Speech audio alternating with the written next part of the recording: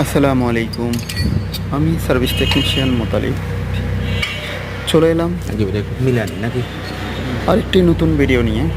আজকে কথা বলবো BMW X1 এই গাড়ি। এই গাড়িটা আমরা ব্রেক প্যাড চেঞ্জ করতেছি এবং এই গাড়িটার সাসপেনশনেরও কিছু কাজ আছে। আমরা কিছু করেছি পূর্বে, কিছু আরও করব। তো আপনারা জানেন যে আমরা সব ধরনের ব্র্যান্ডের কাজ করি, পাশাপাশি হাইব্রিডেরও কাজ করে থাকি এবং আমাদের কাছে স্পেয়ার পার্টসও অ্যাভেলেবেল আছে।